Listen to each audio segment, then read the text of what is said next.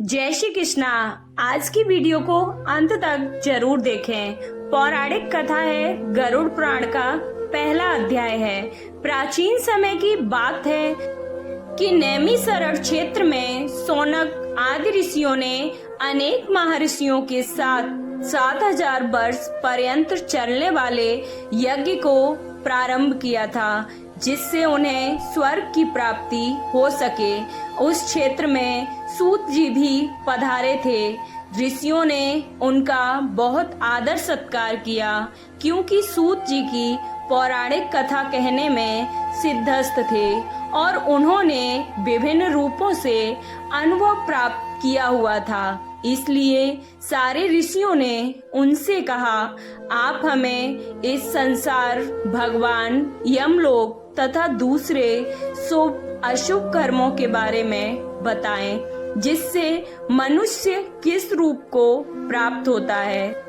इसका ज्ञान हमें देने की कृपा करें। सूत जी ने कहा, इस संसार जगत के निर्माता भगवान श्री हरि विष्णु हैं। वो जल में रहते हैं, इसलिए उनका नाम नारायण है। वह लक्ष्मी जी के पति हैं। भगवान विष्णु ने हर युग में भिन्न भिन्न अवतार धारण करके पृथ्वी पर जन्म लिया है, ताकि वह अधर्म का नाश कर सकें और पृथ्वी की रक्षा कर सकें।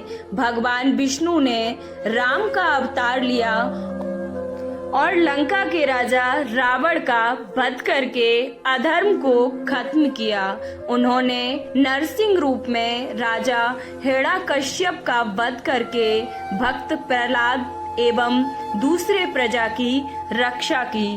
भगवान विष्णु ने 12 रूप में भी अवतार लिया, ताकि पृथ्वी का उद्धार कर सकें, और फिर मत्स्य रूप में अवतार लिया। वेद व्यास जी भगवान विष्णु के ही अंश हैं। वेद व्यास जी ने यह पुराणों की रचना की है। कहा जाता है कि एक सर्वोत्तम वृक्ष भगवान विष्णु है। उसकी दृढ़ मूल धर्म है, उसकी शाखाएं वेद हैं। उस वृक्ष के फूल के रूप में यज्ञ को माना गया है और फल के रूप में मोक्ष को माना गया है। वह सर्वोत्तम वृक्ष रूपी भगवान विष्णु ही सारे फल और मोक्ष को देते हैं। एक समय पर पार्वती जी ने भगवान शिव से पूछा था, आप खुद ही एक भगवान हैं, इस संसार के रचयिता हैं, तो आप किसका ध्यान करते रहते हैं? यह सुनकर भगवान शिव ने कहा, मैं वेदों और ऋषियों का ध्यान करता हूँ, उसमें विष्णु ही श्रेष्ठ हैं। इस संसार में परम ब्रह्म भगवान नारायण विष्णु हैं और उन्हीं का चिंतन करता हूँ। भगवान विष्णु ही अनेक रूप में अवतार लेने वाले परम ब्रह्म हैं। भगवान विष्णु ही अनेक रूप में पृथ्वी पर अवतार लेकर अधर्म का नाश करके धर्म की स्थापना करते हैं। इस प्रकार भगवान शिव ने पार्वती जी को भगवान विष्णु की महिमा बताई थी। तब ऋषियों को दूसरी बातें जानने की भी उत्सुकता हुई। ऋषियों ने सूत जी से कहा, हे प्रभु, आपने भगवान विष्णु के श्रेष्ठता के बारे में हमें जो भी ज्ञान दिया है, वह अत्यंत ही भय मुक्त करने वाला ज्ञान है। इसके अतिरिक्त आप हमें यह बताएं कि इस सृष्टि में आने के बाद भोगने वाले दुख और कष्टों का नाश कैसे किया जाता है। कृपया करके इसका उपाय हमें बताएं। आपके पास इस लोक एवं परलोक के दुखों का निवारण करने का ज्ञान है। हम यह जानना चाहते हैं कि यमराज के मार्ग तक पहुंचने में मनुष्य को किस प्रकार की मुसीबतों का सामना करना पड़ता है। तो सूत जी ने कहा, एक समय पर गरुड़ जी ने भी ऐसा प्रश्न भगवान विष्णु से किया था। उस समय भगवान ने जो भी ज्ञान दिया था, वह मैं आप लोगों को आज दूंगा। यम का मार्ग बहुत कष्ट वाला है, किंतु आप अगर अपने कल्याण के लिए यह जानना चाहते हैं तो मैं आप लोगों को इस बारे में बताता हूँ। गरुड़ जी ने जब भगवान विष्णु से पूछा था कि आपके नाम की आराधना करना तो अत्यंत ही सरल है, आपकी भक्ति करने के उपरांत भी मनुष्य नरक में क्यों जाता है? आपकी भक्ति के भिन्न भिन्न मार्ग और गतियां हैं, फिर भी मनुष्य जब आपकी भक्ति से वंचित रह जाता है तो उसे यह दुर्गम मार्ग कैसे मिलता है और इसके कष्ट क्या हो सकते हैं? पाप करने वाले पापियों की किस प्रकार दुर्गति होती है और किस रूप में उनको नरक मिलता है? आप मुझे कृपया करके बताएं। ऐसा पूछने पर भगवान विष्णु ने गरुड़ जी से कहा, हे गरुड़, मैं तुम्हें यम के मार्ग का ज्ञान देता हूँ। इसी मार्ग से पापी लोग यमलोक को प्राप्त होते हैं। इसका वर्णन अत्यंत भयानक है। जो मनुष्य उग्र स्वभाव के होते हैं, धन और मर्यादा का ज्ञान जिसमें नहीं है, जिनको संसार में मोह माया है, वो मनुष्य अपवित्र होते हैं और वही नरक लोक में जाते हैं। दानवीर मनुष्य मोक्ष को प्राप्त करते हैं और पापी लोग कष्ट पूर्वक यमलोक की पीड़ा को भोगते हुए नरक में जाते हैं। दुष्ट और पापी लोगों को इस संसार में किस प्रकार के दुख मिलते हैं, उनकी मृत्यु किस प्रकार होती है, उसका ज्ञान मैं तुम्हें देता हूँ। इस संसार में जब मनुष्य जन्म लेता ही है, तब वह अपने पूर्व जन्म के कर्मों के हिसाब से इस जन्म में शुभ अशुभ फल भोगता और बुरे कर्मों के प्रभाव से व्यक्ति को रोग हो जाता है। परेशानियां और रोग से पीड़ित वह व्यक्ति निराश हो जाता है। व्यक्ति कितना भी बलवान हो, युवा अवस्था में उसके पत्नी पुत्र होने के बावजूद वह अचानक से भयभीत होने लगता है। काल उसको घेर लेता है। वृद्धावस्था में व्यक्ति को मृतक के समान रहना पड़ता है। घर के लोगों के द्वारा अपमानित होता है और अपमानजनक आहार लेता है। आहार लेने की शक्ति कम हो जाती है और इसकी वजह से चलने फिरने की शक्ति भी उसमें कम हो जाती है। कफ के कारण श्वास नलियां चल नहीं पाती, स्वास्थ्य बिगड़ने लगता है, खटिया पर पड़ा रहता है, मृत्यु के निकट आ जाता है।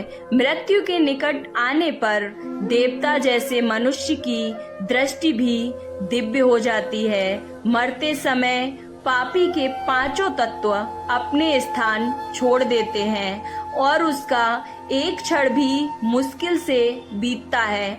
मनुष्य को इतनी पीड़ा होती है जितनी बिच्छू के काटने से होती है। सबको ले जाते समय राम नाम सत्य है क्यों बोला जाता है? यमदूतों के भय से उसके मुंह से झाग और लार गिरने लगती है। ऐसे ही पापियों के प्राण जब निकलते हैं तब उनको यमदूत मिलते हैं। यमदूत के लाल नेत्र होते हैं और मुख भी भयानक होता है।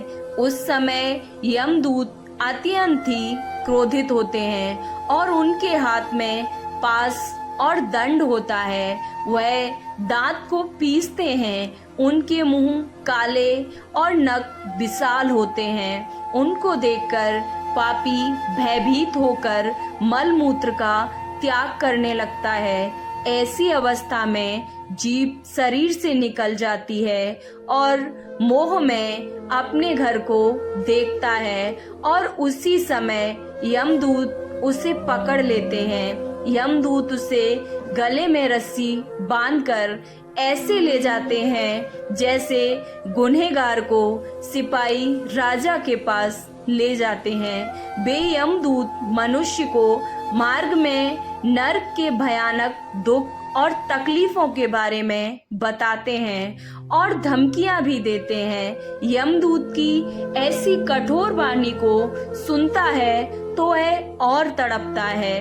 भय से तड़पता वह मनुष्य अपने पापों को याद करते हुए उस मार्ग से जाता है। कुत्ते मार्ग में उसे काटते हैं। उस मार्ग में उसे खाने को खाना और पानी भी नहीं मिलता है। सूर्य की तेज गर्मी से चलना पड़ता है। यमदूत उसे मार्ग में कोड़े से मारता है और घसीट कर ले जाते हैं। इस प्रकार अत्यंत पीड़ा सहकर वह अंधकारमय यमलोक में पहुंच जाता है। वहां उसे उसके पापों का फल मिलता है। यमराज उसे घोर नरक की यातनाएं देते हैं। फिर से मनुष्य लोक में भेजते हैं। अपने पुत्रों द्वारा दिए गए पिंडदान और दान को वह जीव खाता है, पर फिर भी पापी जीव होने के कारण उसकी तृप्ति नहीं होती है। जिस मनुष्य का पिंडदान नहीं होता वह प्रेत योनि में रहकर निर्जन वन में दुख पूर्वक भ्रमण करता है। यम की यातनाएं भोग बिना जीव मनुष्य के रूप में जन्म नहीं मिलता और वह अन्य योनियों में भटकता रहता है। उस पिंड के रोज 4 भाग होते हैं। उसमें से 2 भाग पंचभूतों को और 1 भाग यमदूतों को और 1 भाग उस जीव को खाने को मिलता है। ऐसे में 9 दिन तक पिंडदान करते ही हैं और वे लोग खाते हैं। जब मनुष्य का शरीर जलाते हैं उसके बाद उनके पुत्र जो पिंडदान 9 दिन करते हैं उससे उस जीव को 10वें दिन देह मिलता है। वह जीव को देह आकार यमलोक मार्ग में अपने कर्मों को भोगना पड़ता है। अब किस तरह से 10 दिन के पिंडदान से शरीर बनता है उसे भी मैं बताता हूँ। पहले दिन के पिंड से सिर, दूसरे दिन से गर्दन और कंधा, तीसरे दिन हृदय और चौथे दिन पीठ, 5वें दिन नाभि और 6ठे दिन कमर, लिंग, गुदा, भंग और मांस के कैन पिंड आदि बनते हैं। 7वें दिन हड्डी और 8वें दिन जांघा और पैर। 10वें दिन के पिंड से इस शरीर में सुख, सुगंधा, तृषा की उत्पत्ति होती है। इस तरह पिंड से शरीर उत्पन्न होता है और फिर 11वें और 12वें दिन के श्राद्ध में 2 दिन तक भोजन करता है। 13वें दिन वह जीव यमदूतों से बंधा हुआ अकेला संसार में आता है। हे गरुड़, अब इस जीवन में रोज 24 घंटे में क्रमशः 247 योजन यमदूतों के संग निरंतर चलना पड़ता है। चलने वाले इस मार्ग के अंत में 16 ग्राम पड़ते हैं। उनको पार करके धर्मराज के नगर में वो पापी जीव पहुंच पाता है। उन सब नगर के नाम कुछ इस प्रकार हैं: सौम्यपुल, सौरीपुर, नगेंद्र भवन, गंधर्व शैलागम, क्रोच, कूरपुर, विचित्र भवन, नानकरंदपुर, सुतप्त भवन, रौद्रनगर, पार्योवर्णन, सितथ्य, बहुतिथि के नाम से जाने जाते हैं। इसके बाद यमपुर है। यमलोक में जाने वाला मनुष्य अत्यंत पीड़ा भोगता है और अपने कर्मों को याद करते हुए पीड़ित होता रहता है। अपने कर्मों के विषय में चिंतन करता हुआ अनेक दुख भोगता है। इस प्रकार भी यदि वो दोबारा जन्म प्राप्त करता है तब उसी प्रकार भगवान को भूलकर कर्म करता है। भगवान विष्णु की महिमा तथा उनके अवतारों का वर्णन पुराणों का प्रवचन शुरू करने से पहले नरश्रेष्ठ भगवान श्री नारायण, भगवती सरस्वती तथा व्यासदेव को नमन करना चाहिए। भगवान विष्णु जन्म और जरा से रहित कल्याण स्वरूप है। वह अजन्मा तथा अजर है। उनको अनंत एवं ज्ञान स्वरूप माना जाता है।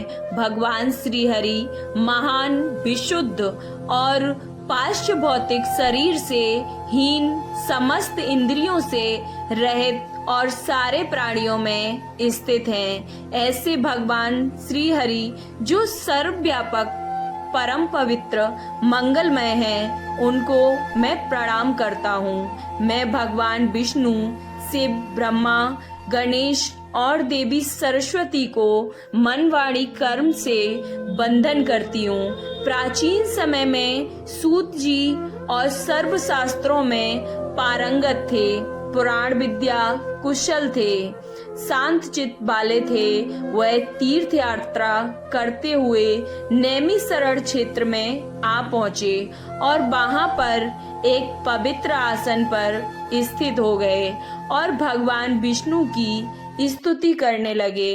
नैमिषारण्य वासी शौनक और अन्य ऋषियों ने उसको ऐसे देखकर उनके दर्शन, पूजा और स्तुति की और उनको बोला, हे सूत जी, आप सर्वज्ञानी हैं, अतः आप हमें बताएं कि देवताओं में सर्वश्रेष्ठ कौन है, ईश्वर कौन है, किसकी पूजा कर सकते हैं, किस देव का ध्यान करना चाहिए, इस सृष्टि के रचयिता कौन है, धर्म परिवर्तन कैसे होता है, दुष्टों का विनाश कौन करता है, देव का स्वरूप क्या है, जगत की रचना किस प्रकार हुई है, देव संतुष्टि कैसे होती है, उनकी प्राप्ति का योग मार्ग क्या है, उनके अवतार कितने हैं और उनकी वंश परंपरा कैसी है।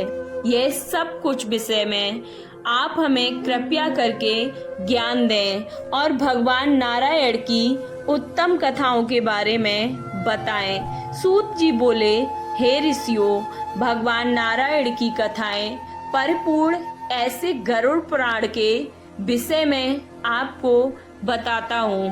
पूर्व काल में श्री गरुड़ जी ने इस पुराण को कश्यप ऋषि को सुनाया था और मुझे इस पुराण का ज्ञान व्यास जी ने दिया था। देवों में सर्वश्रेष्ठ भगवान विष्णु ही हैं। उनकी पार ब्रह्म तथा परमात्मा माना जाता है। जगत के रचयिता वही हैं। वे जन्म मरण से रहित होकर भी इस संसार की रक्षा के लिए भिन्न भिन्न अवतार धारण करते हैं। भगवान विष्णु का पहला अवतार सनत कुमार के रूप में हुआ था। इस अवतार में उन्होंने कठोर एवं अखंड ब्रह्मचर्य का पालन किया था। दूसरे अवतार में उन्होंने संसार की रक्षा के लिए 12 शरीर को धारण किया था। तीसरे अवतार में उन्होंने देव ऋषि नारद का रूप धारण किया था और निष्काम कर्म के परिवर्तन के लिए सात्वत तंत्र का विस्तार किया था। चौथे अवतार में उन्होंने नर नारायण रूप में कठोर तपस्या की और देवताओं और असुरों ने उनकी पूजा की। पांचवें अवतार में प्रभु ने काल के प्रभाव से लुप्त हो चुके सांख्य शास्त्र की शिक्षा देने के लिए कपिल नाम से अवतार धारण किया और छठे अवतार में भगवान ने महर्षि अत्रि और अनसुईया के पुत्र दत्रेय के रूप में अवतार लिया और राजा अलकर तथा प्रहलाद को ब्रह्म ज्ञान दिया। सातवें अवतार में भगवान रुचि प्रजापति तथा आकृति के पुत्र यज्ञदेव के नाम से प्रकट हुए और इंद्र तथा अन्य देवगणों के साथ मिलकर यज्ञ का अनुष्ठान किया।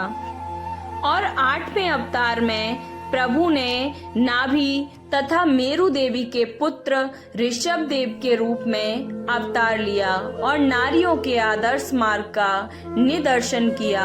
सभी आश्रमों द्वारा यह गृहस्थ आश्रम नामस्कृत किया।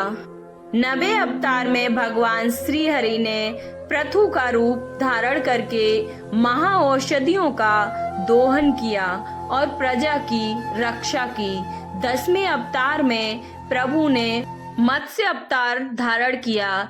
इस अवतार में उन्होंने मनवंतर के बाद आने वाले प्रलय काल में वैवस्वत मनु को रूठी रूपी नौका में बिठाकर सुरक्षा प्रदान की। 11वें अवतार में भगवान ने देवों और दानवों के समुद्र मंथन से प्रभावित होकर कूर्म रूप धारण किया और इस रूप में उन्होंने मंदांचल पर्वत को अपनी पीठ पर धारण किया। 12वें अवतार में उन्होंने धनवंतरी का रूप लिया और 13वें अवतार ने मोहिनी का रूप लिया।